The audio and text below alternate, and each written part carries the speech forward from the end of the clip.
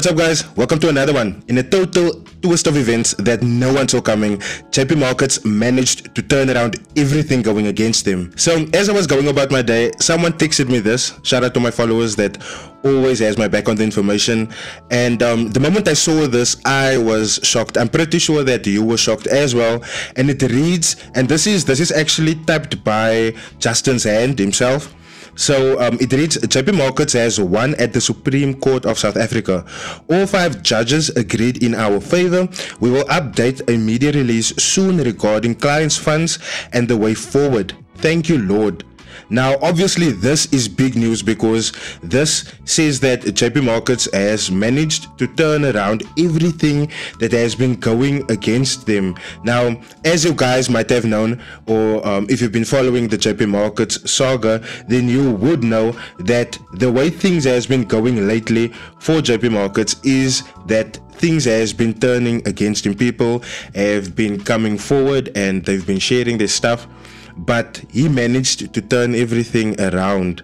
Now, he did release a statement through JP Markets, the company itself, and the statement reads, "Dear clients, do not judge me by my successes. Judge me by how many times I fell down and got back up again. Nelson or Mandela."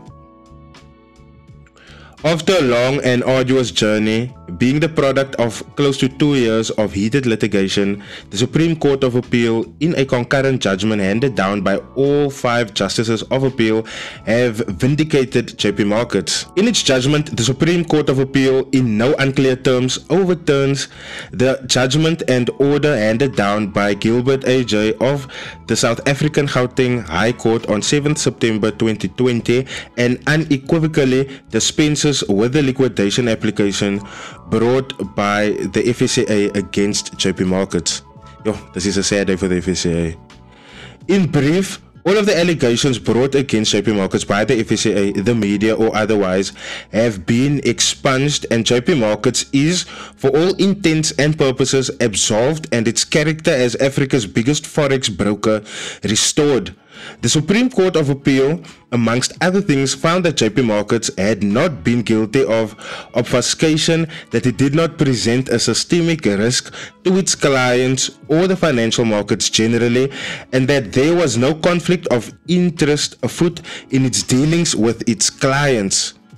JP Markets wishes to take the opportunity to thank Hanekom Attorneys and its team of advocates for the hard work and determination in bringing this matter to a successful resolution. As the liquidation is set aside, JP Markets is currently consulting with its legal team as to the most prosperous way forward in order to benefit all clients and stakeholders. We look forward to reinvigorating the JP Markets moniker, its company structure, and re-entering the market as the leader it has always been. In light of the judgment, JP Markets is resolute in observing the relevant financial sector laws and regulations. And then there's a link of the judgment. I'm gonna look into the link, but obviously Justin coming out like this is big evidence enough that he managed to turn things around. And like I said, this is a sad day for the FSCA because they also uncovered a lot of things, among others the emails between him and that other guy that used to work for him, Saad Sidat, and that was damning in itself. But today obviously he is celebrating, and he has a lot of reason to celebrate. Now, he does say here that he is gonna look for a prosperous way forward in order to benefit all of the clients and the stakeholders. So from my side, I sincerely hope that he will really put the clients that's been supporting him, the people that's been there, the people that's been trading with JP Markets, that had their withdrawals frozen in this time and before that, I sincerely hope that he manages to put them first and get them their money. Obviously, with him being expunged of all of these things now, he will get access to company funds, right? So nothing is stopping him now from paying back the people that was waiting for withdrawals.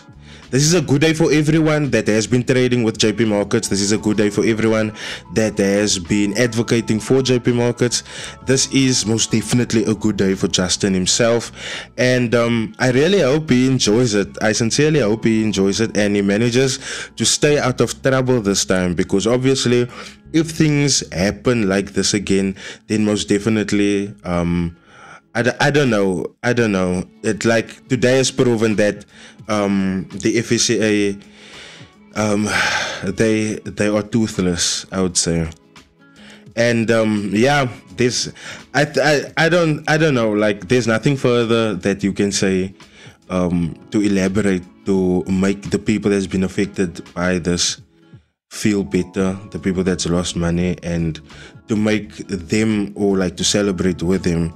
But like I said, I sincerely hope that JP Markets manages to put his clients first and manages to pay them out before he does anything else.